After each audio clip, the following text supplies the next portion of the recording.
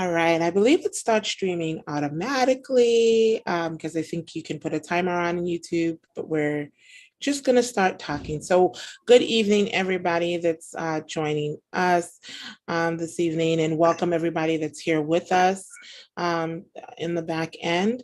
So, I'm Chioma Oru. All right, I believe it starts streaming automatically. So now I can because hear I think myself. you can put a timer on YouTube, but we're just going to start talking. So, good evening, Okay, so no more hearing myself. So again, I'm Chiomoru, and I am part of the DC Child Justice Coalition. We are existing as part of an initiative to bring together what is the Caregiver Political Education Boot Camp. And it's a 7-week series that's taking place from February 25th until April 8th. So each week we talk about different topics that impact caregiving and family caregivers as we navigate the system with our children and loved ones under our care.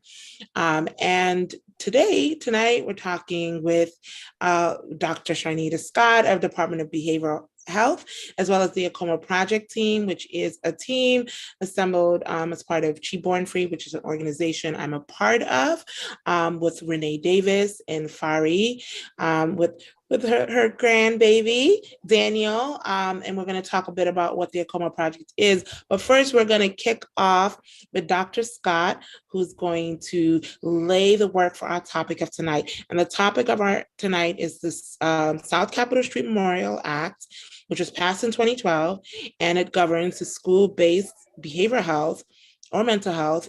Just so if you are wondering what behavioral health is, it's mental health services available in all DC public and public charter schools. So Dr. Scott, the floor is yours, and I'm going to work to share my screen to share your slides. Thank you. Thank you. It's my honor to be here, everyone. And as Dr. Aru said, the topic that I've been tasked with to present on is the school-based behavioral health system and the South Capitol Street Memorial Amendment Act of 2012. And so what I will do is lay the foundation around the framing of that act and honor those who lost their lives in the event that happened that prompted the act. And then we'll go into the operations of it. So next slide, please. So I always want to ground us and honor those who were involved, both those who were injured, lost their lives, and also the ones who participated in the shooting. And some of you may be very aware of this event. So on March 30th of 2010, an argument over a bracelet led to one of the deadliest mass shootings in the history of the district. Prior to the incident that happened at the Navy Yard, this was considered the most deadliest. And the incident left 4 young people dead and 6 others wounded. And when they looked at the backgrounds and the history of the young people who did the shooting, they found that there was, in their history, it was positive for incidents of truancy, positive for unmet behavioral health needs. And so what was recognized was that this tragedy underscored the link between school truancy, behavioral health issues, and the risk for violence. So in response to this incident, and with the support of some family members, and I must say that I had the honor to meet Miss Nardine Jeffries, who was one of the family members who was very influential in supporting this legislation. And she was the one whose daughter was the youngest one to have lost her life in this incident. So in response to the incident and with the support of some family members of the involved youth, the South Capitol Street Memorial Amendment Act of 2012 was adopted by the DC Council and then signed by Mayor Bowser. The South Capitol Street law required that the mayor submit a plan to expand early childhood and school-based behavioral health services. And so before going on, I want to to acknowledge when we talk about expansion. Interesting enough that we have these legislations that come about and resources come about based in response to an incident.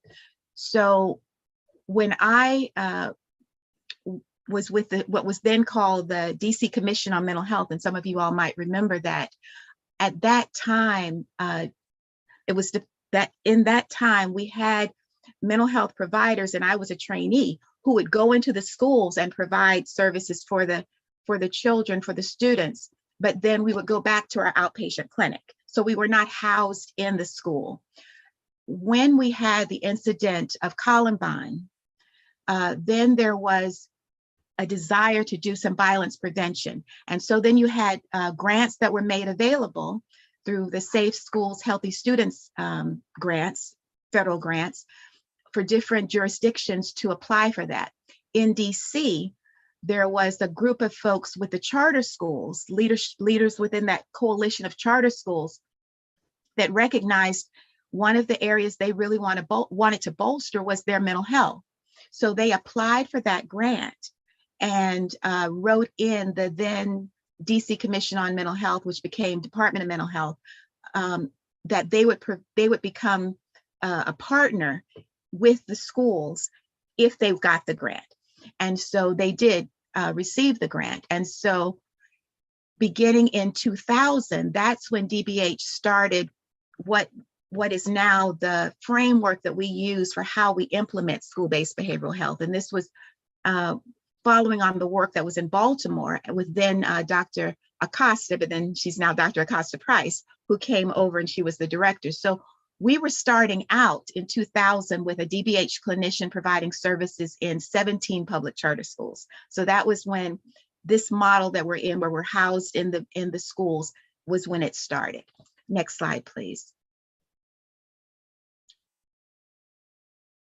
So we utilize a public health approach, and by doing that, we're looking to meet the needs of every child. So with this public health approach, the district will make a range of behavioral health services available to every child in every public school, with the desire to prevent the onset of challenges, identify emotional and behavioral health needs early, and act quickly to support children and their families. Next slide, please.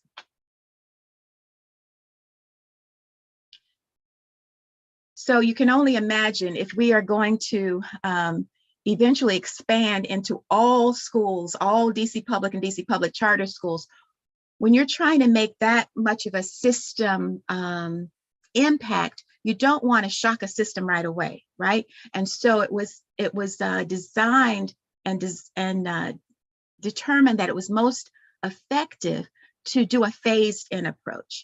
And then, of course, there was always that you wanted to have a body that would help guide this work. And so we have Dr. Oru, who is actively involved in the coordinating council.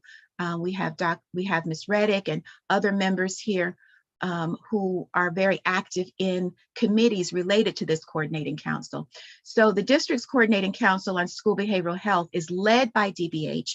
Our director, Dr. Barbara Bazaran, is one of the co-chairs of it.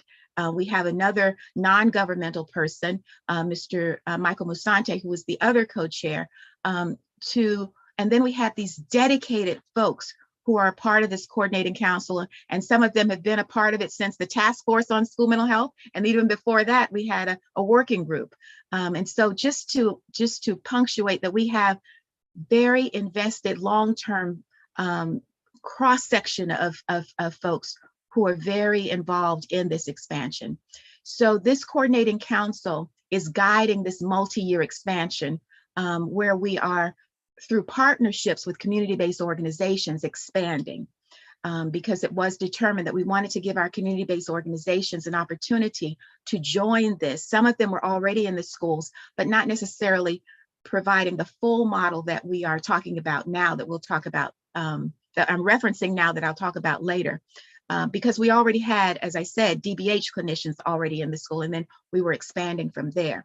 So it was in school year 18-19 that we started this phased expansion, and we consider the groups that come in at each of those points as cohorts, right? So that first cohort included 52 schools, and then now in school year 21-22, because we have phased in each, we've been able to, through funding, through the mayor and the council, to have funding to be able to continue this phased in approach. So in this current school year, we're in cohort 4, and we brought in all of the remaining schools in this current landscape of 251 schools. So cohort 4 completes the expansion of the schools that exist now, the expansion to all public schools. And currently, and if you're listening to City Council, you'll hear in different oversight hearings that in behavioral health, there is a workforce shortage. So we are actively being creative and supporting our community-based organizations and trying to, we'll talk a little bit about trying to bridge graduate school to workforce so that we can really meet the need of qualified, skilled folks to take these positions. But as we sit now, we are now accessible in 156 of those 251 schools. So that's about at 62%. But knowing that we have the resources, and I just can't underscore how unprecedented it is, how amazing it is that we have Mayor Bowser and DC Council who have invested $27 million to support a clinician in every public school and the school-based program. Next slide, please.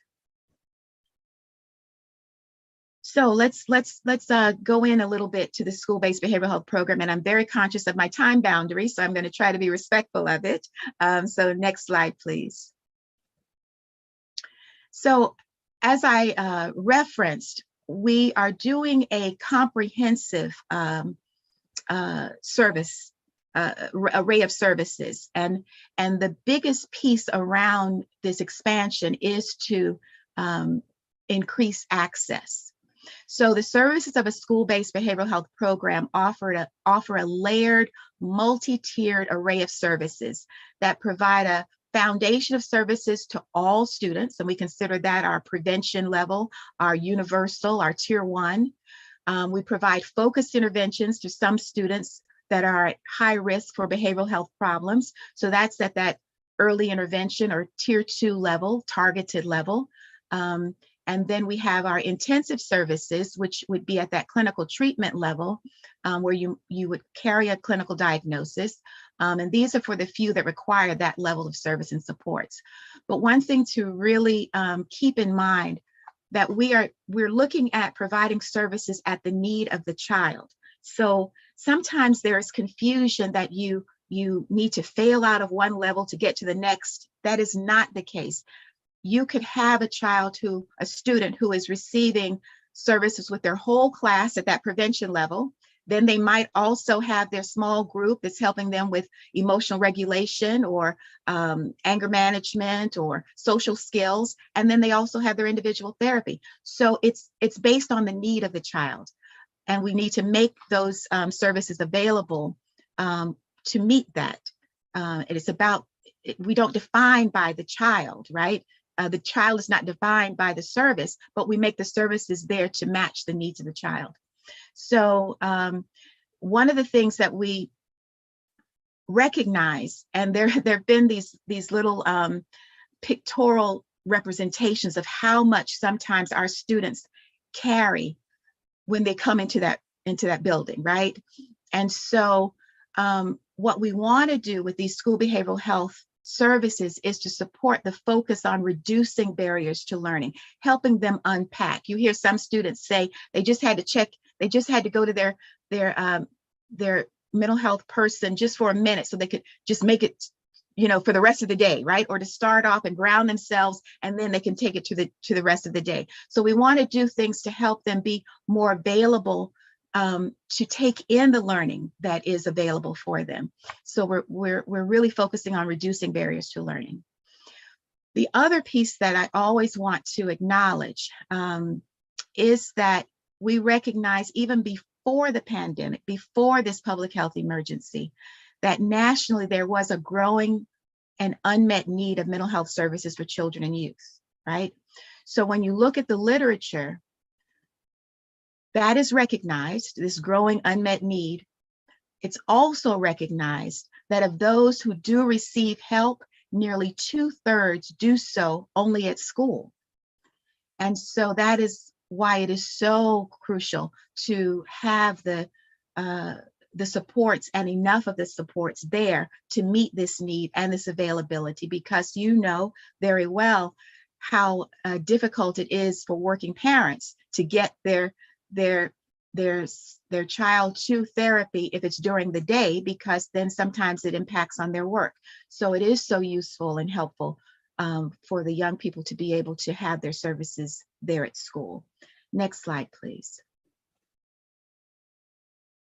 So with this public health emergency, it's not lost on you that we went from providing services on site to providing them virtually, because we are in the learning environment, right? So when the students started to have their remote learning, or learn from home, as some called it, we needed to pivot to be able to provide their services at all those 3 tiers in a remote frame, or as we were kind of transitioning in a hybrid.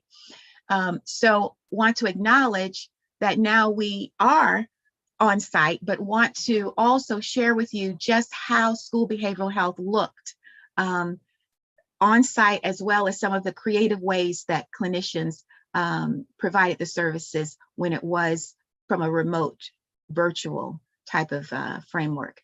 So here are just some examples of what on-site looks like now and how it looked prior to the public health emergency. So when you look at prevention, that could be going into a whole classroom and providing sometimes manualized curriculums on character development or suicide prevention, but you're giving it to the whole class. And sometimes it's hitting all of the classes in the school.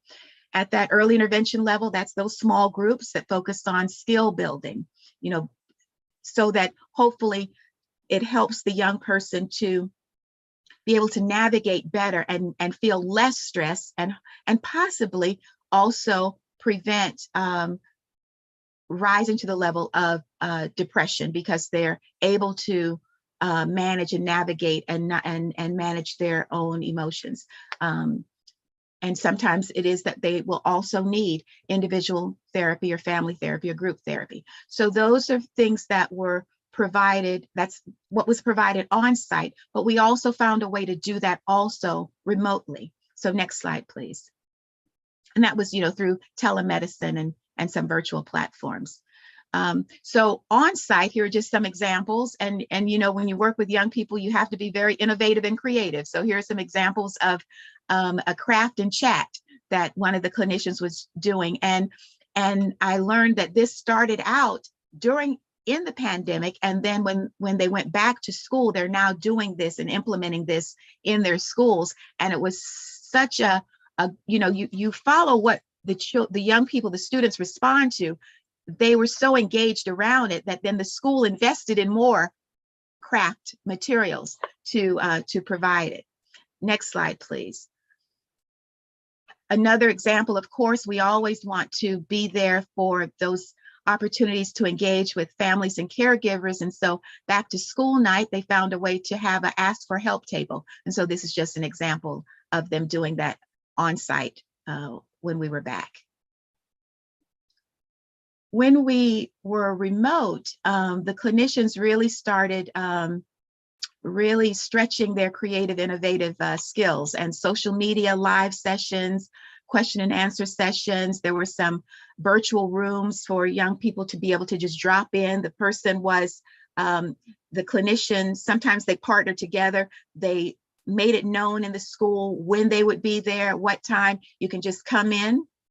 During the pandemic, we're still in the pandemic, but during the time that they were at home, there was a lot of information through uh, school dojo, I think, but there were different platforms. They would get messages out to parents and students. And so they let them know when these virtual rooms were available for them to drop in and connect with each other.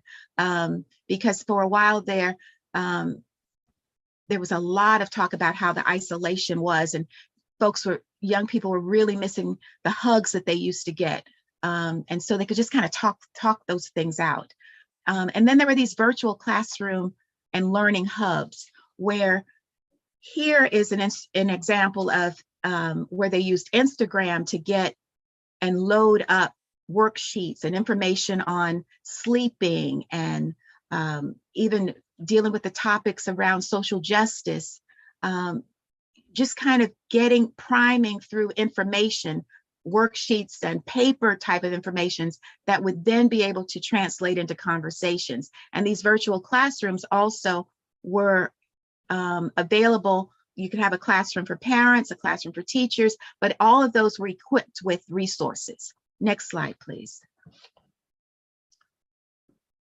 And here again, another example of one of the community-based organizations that had videos there that with lessons that they could hear or read alouds. A lot of, I know in DBH, even on the website, there were those in early childhood who had a lot of videos of reading stories and those types of things that because parents were feeling, and still are feeling, very stressed. And so there were resources for them to use with their young people. Next slide, please. And again, another example of the learning hubs and the virtual classrooms with lots of different resources. And as I said, each one had different topics. And even in these classrooms, it was very interactive. The person who going in could even utilize things to decorate it as they wanted before they engaged in it. So just a way to be interactive and to meet the young people, meet the teachers, meet the parents where they are. And even health professionals on the one for Howard Instagram, they had resources for the health professionals as well. Next slide, please. So as we prepare to move back into from that remote or learning from home, as DCPS referenced it, into the on-site, the clinicians had to also support the culture that the local education agencies were setting up and establishing to receive their students and their teachers back. So these 5 non-negotiables were the non-negotiables that DCPS engaged all of their behavioral health team, their teachers in, as they set a framework and an environment for the students to return to. So I just wanted to give voice to how this particular LEA did that. They were calling it, the return and recovery, right? That phase of reentry and recovery. So every teacher would spend dedicated time with their classroom or homeroom students to build relational trust. And this is from the frame of creating a trauma responsive environment.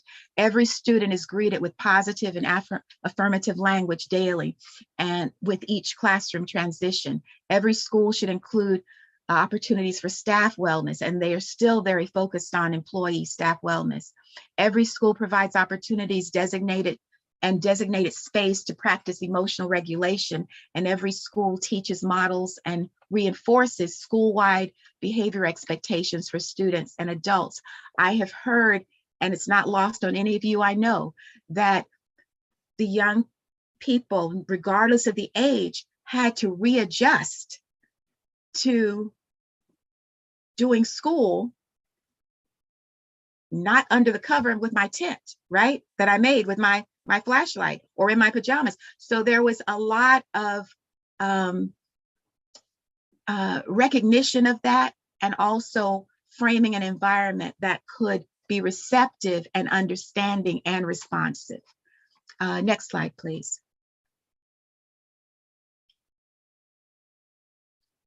When we look at expanding school-based behavioral health, there is a recognition that there are folks who've been doing this work for a while. There's some people who are new to the work. We are blending community-based organization clinicians, DBH clinicians, school-hired clinicians. Folks have different ways that they have found effective. The recognition was we needed to create a community of practice, right? Where we could convene our school behavioral health coordinators, our CBO, community-based organization clinicians, Department of Behavioral Health clinicians, parents and caregivers who know what's working or what has worked or didn't work before, other interested members, bring them together to interact, build shared knowledge, problem solve, and share the resources for improving the student and family behavioral health and well-being. And so that is the charge of the community of practice. It meets monthly. It also offers other opportunities for learning. And the one that I want to highlight for this moment in time is the practice groups, because we have a family and youth engagement practice group. And I know that some on this call have been and are active in it. And what I want to punctuate is that there have been some really dynamic, courageous conversations, right, that have happened between parent, caregiver, and clinicians. And they have already implemented this aim, which is to identify common ground, generate ideas for how the school and family can work together, support each other, and inform lasting solutions. And I also recognize that there's been some healing, I think, that has started from some of these conversations. So this community of practice is supported by DBH. It's also supported by our contractor, which is George Washington University Milken Institute of Public Health, their Center for Health and Healthcare in Schools, the CRP Incorporated, our DC Public Charter School Board, DCPS, and OSSI. We all come together as a core team and then also support all of the expertise who have taken leadership in these practice groups within the coordinating council, within the community practice. Next slide, please. So also, was it this one? Was the next one? Or it was this one, yes? Okay. When we think in terms of our school behavioral health team, I just wanted to acknowledge who has a seat at that table. We have the principal, the assistant principals. With this coordinating council on school behavioral health, we recognized that we needed a person who could be the person who understands the resources in the building, how to best leverage them, support the functioning of the teams. And so we asked for someone to be identified in each school as a school behavioral health coordinator, recognizing this is not a separate position. And oftentimes the school behavioral health coordinator might be voluntold. And so I know that a lot comes with that, right? However, we just knew the value of this position. And so they are usually the one who is the leader of these behavioral health teams. So then you also have the school-based behavioral health staff that are hired by the school, our community-based organization clinician, our DBH clinician, Department of Behavioral Health, our school nurse and other non-behavioral health staff. But we really want to do that integration of physical and behavioral health. Students and families, we want to be a part of our behavioral health teams, and then other community partners that might be partnering in that school. Next slide, please. So other resources that we have include our DBH clinical specialists who are tasked with providing consultation and technical assistance to our school behavioral health coordinators to support them in their functioning with their teams.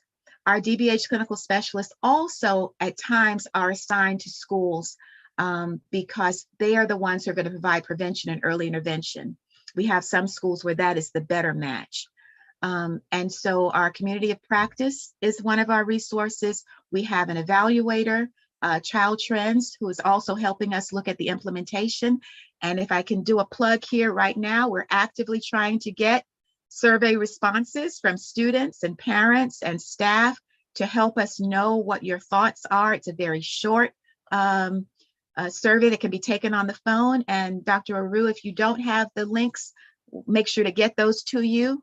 I'll ask Mr. LaFleur, who's on this call, to get you that toolkit so you can help us tweet, because we really do want to get the thoughts and perceptions around behavioral health so that we can use that to inform the improvements.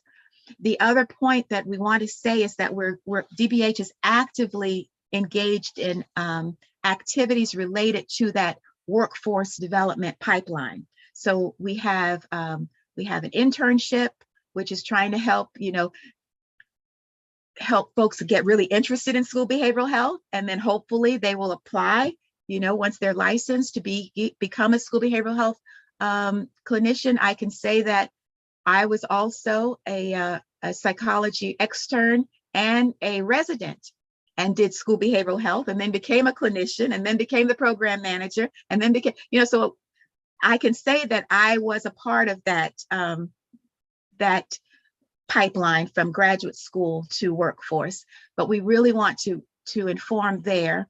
We also are looking at loan repayment programs with some of the CBOs. They're looking into working with DC Health around that. Also, we have some universities who are helping their students put in their information. It's not an application, but just put their information into this particular portal. And then that is shared out with the community-based organizations to try to bridge, right? Because I heard one of the council members yesterday say we're in a crisis. So now they're, using that language because the recognition is that there's a struggle. And there's a struggle in some cases to do face-to-face work, because there are organizations that are also making it very lucrative to do the virtual work, which is working for a lot of people. So we want to have those options for everyone. And so just to say that we are working on this pipeline. And let's see, do I have another slide after this one? I do not. So hopefully I made my time boundary so that I can be a good steward of time. No, that was excellent. Thank you so much, Dr. Scott. So we're just in terms of talking about the flow for the rest of our time together. Sorry, my computer keeps giving me issues here. So we're back to this. I have to exit PowerPoint. All right, y'all. So technology is not always my friend. So here we are.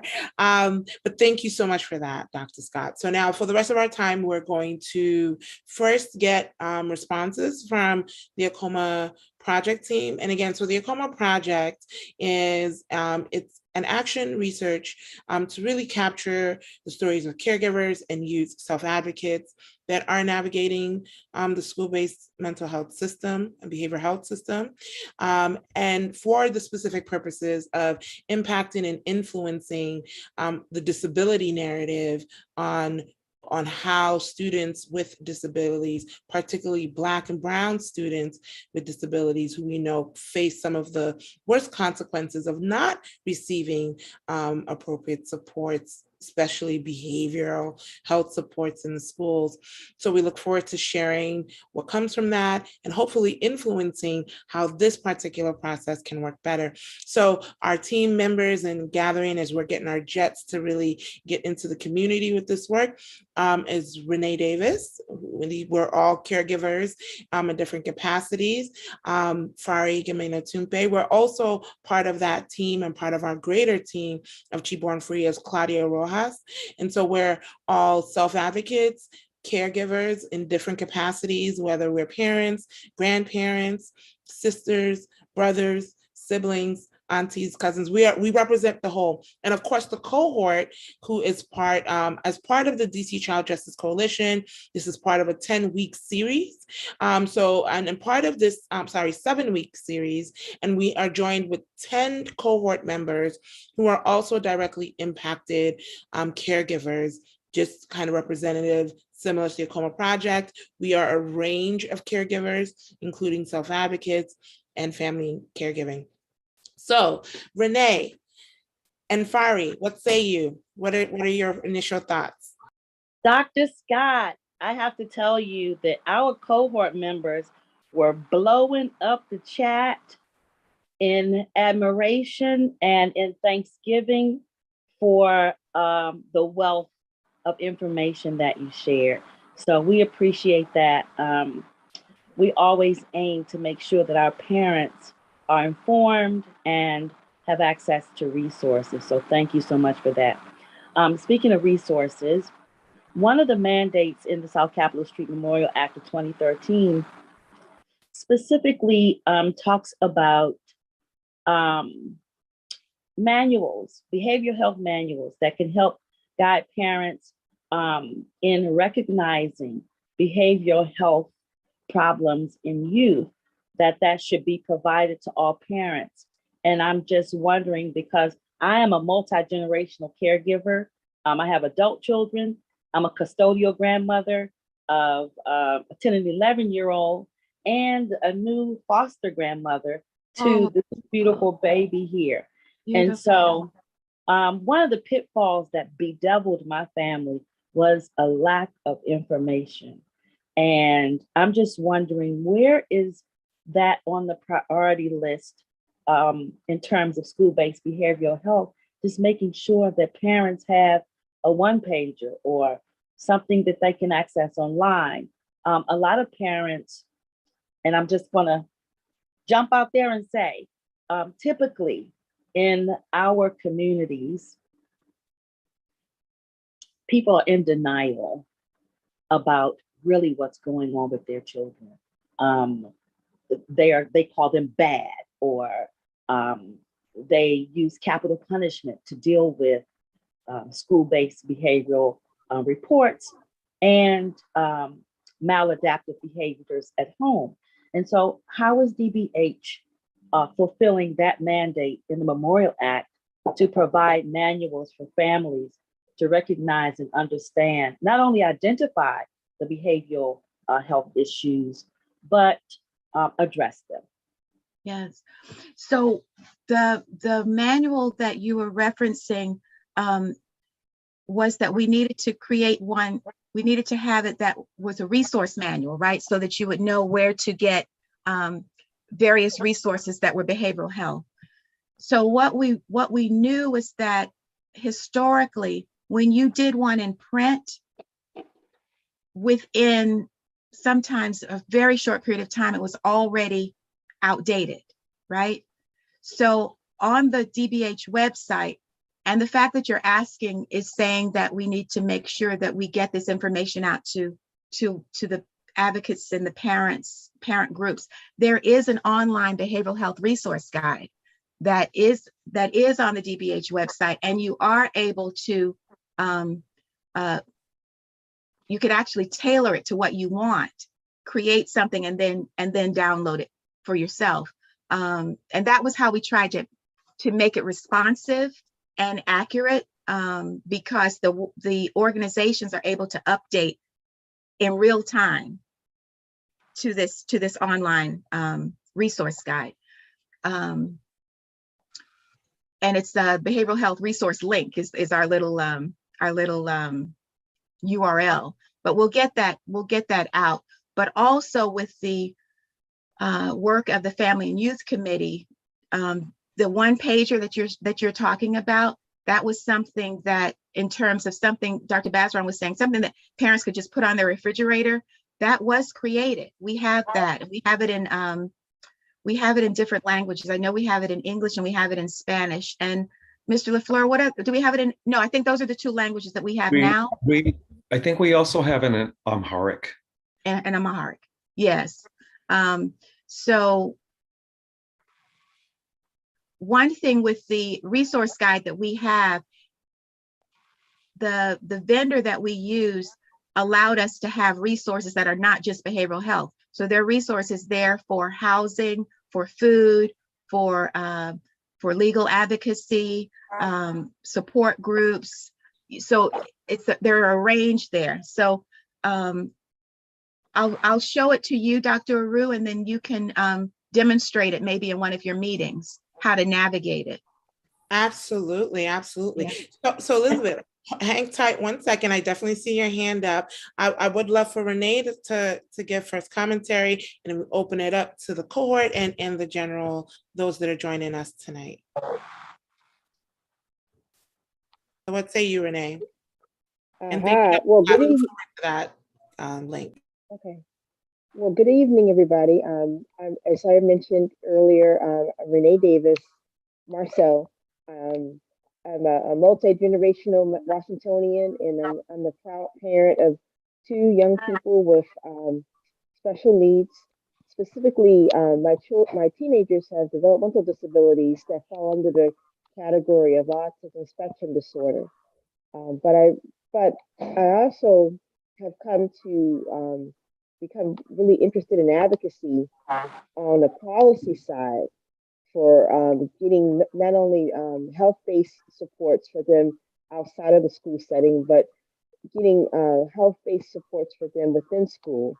And so my comment was really just a feeling that we really have come a long way since what I call the Washington D.C.'s own Columbine at the South during the South Capitol Street massacre back in 2012.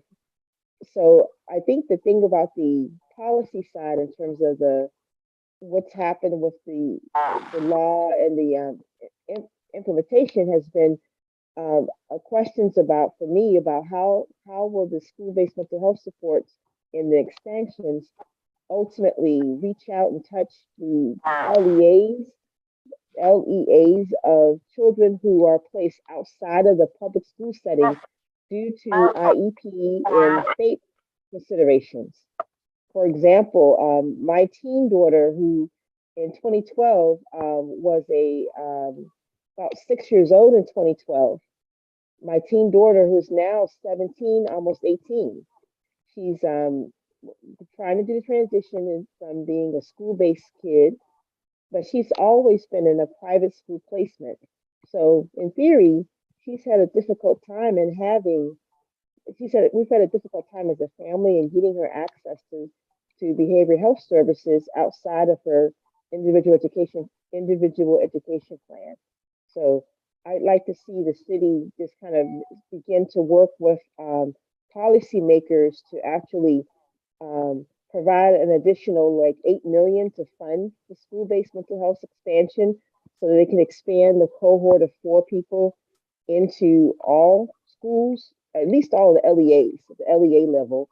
And then I'm also working with PAVE, Parents Advocating for Voices in Education, to see if we can get an additional like 2 million, 1.9, 2 million one-time funding increase for community-based or CBO grants so that all of the schools are covered under the expansion, and then perhaps the CBOs will actually be able to catch the kids that are not actually in school or for other reasons have activities that put them outside of the school-based setting.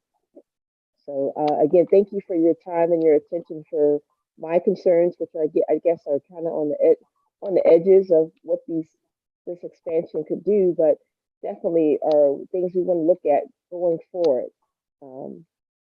And we did hear, because the legislation is for DC public and DC public charter schools and to take in all of those. I remember we had questions about who can help with resources for those who are being homeschooled and for the private schools. And so keep your advocacy going, I think. Yeah. Right. Can I also say for those minors that are emancipated minors or transition age youth as well?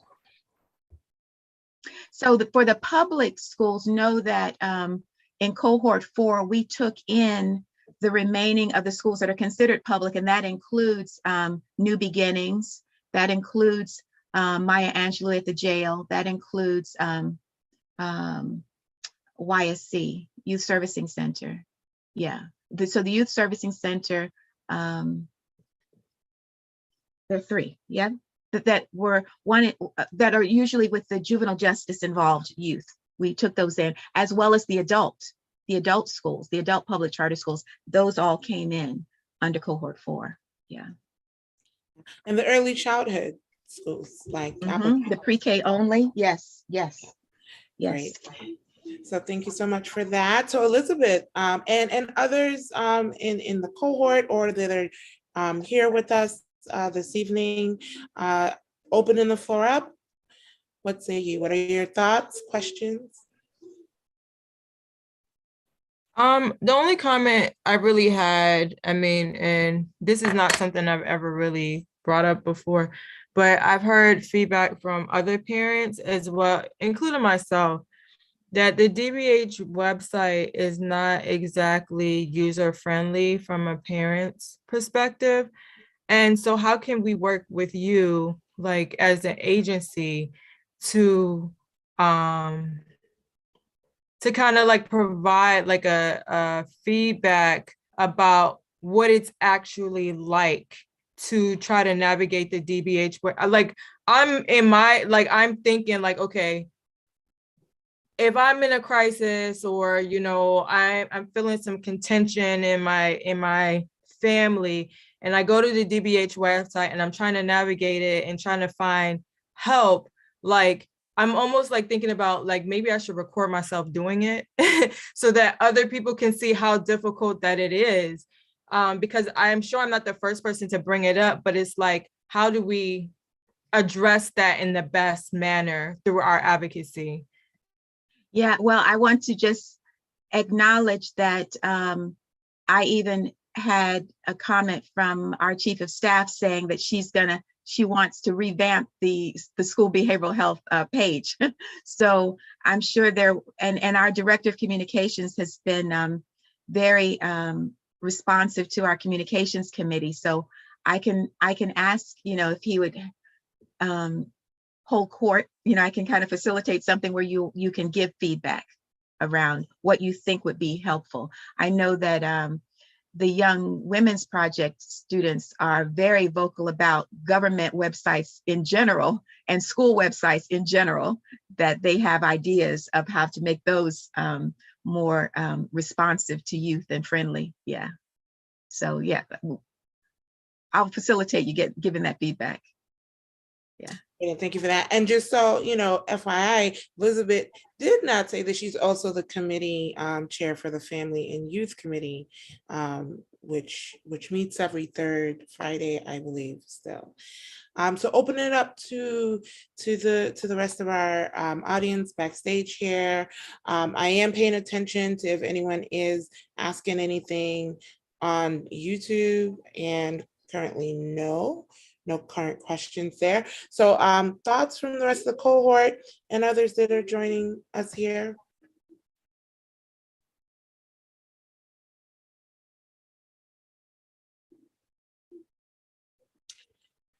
Well, I mean, there was a lot of active engagement in the chat, and I completely understand if folks are not comfortable in getting on something that's live.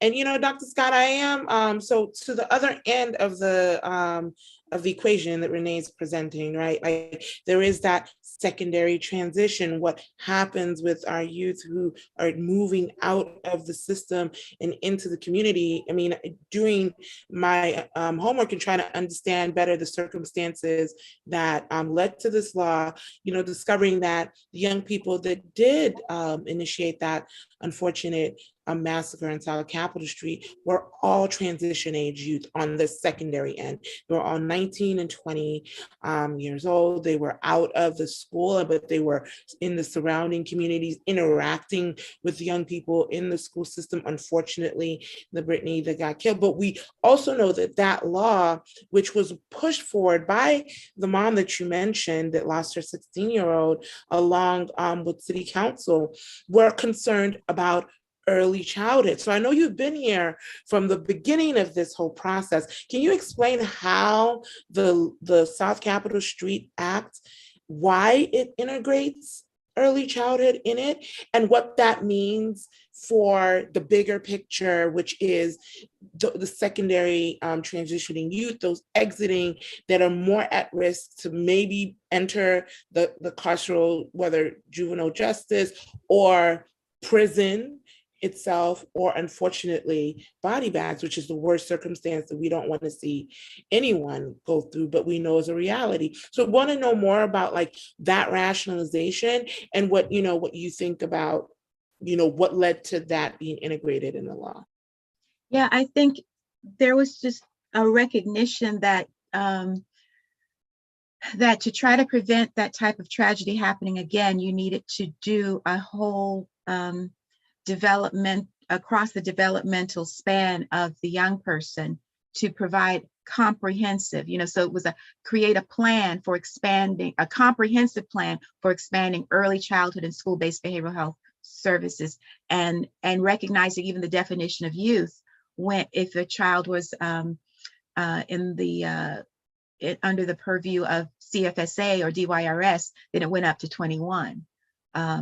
So I think it was just recognizing that we needed to do prevention and early intervention at every developmental stage. The other part about that, I know we're almost out of time, about the law was recognizing that the young people who did the shooting, even though they had truancy in their history, at some point they were in the classroom. And so the legislation wanted to equip child development center staff and directors and principals and school teachers to recognize signs of behavioral health need or children who are at risk of it, to be able to know what to look for, how to intervene, how to have those conversations, and then how to refer. So a part of the mandate of DBH is to have that behavioral health training available. So we do have that that available on demand, so that it's something that can fit with the individual's, the teacher, the administrator's schedule, right? They can do it on demand, and there's certain modules that they have to complete. The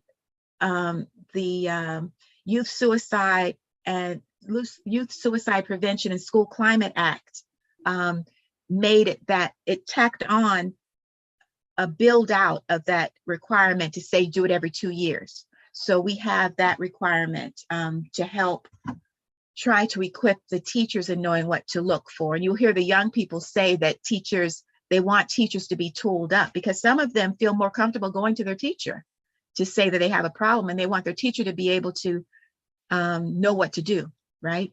So there's a lot of wisdom in these students in knowing what they need. Absolutely. And I think I see a question, in the chat. There seems to be a lot of interest in that once you mentioned that resource guide, and everyone's like, where is that? Where is that? So is there any current social media platform that one can access, what's happening or accessing the guide? I think we're speaking about the guide, right? I don't know if you...